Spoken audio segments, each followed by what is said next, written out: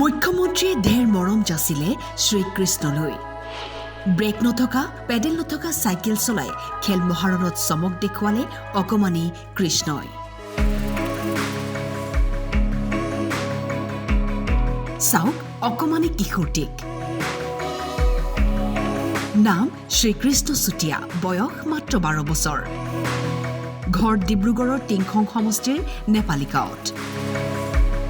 প্ৰতিভাশালী কিশোৰটিয়ে খেল মহাৰণ 2.0ত অংশগ্ৰহণ কৰে। পেডেল নথকা ব্ৰেক নথকা এখন ভগ্নপ্ৰায় চাইকেল চলায় আৰু 14 বছৰ অনুৰ্ধৰ প্ৰতিযোগিতাখনত ভাগ লৈ প্ৰথম স্থান অধিকাৰ কৰিবলৈ সক্ষম হয়।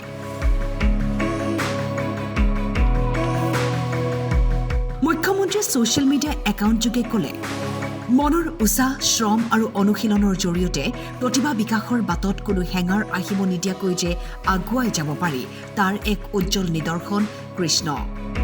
কৃষ্ণলৈ বহু বহু মৰম যাচি মুখ্যমন্ত্ৰীয়ে ক'লে, তোমালৈ মৰমৰ চিনস্বৰূপে শীঘ্ৰেই এখন চাইকেল প্ৰদান কৰা হ'ব।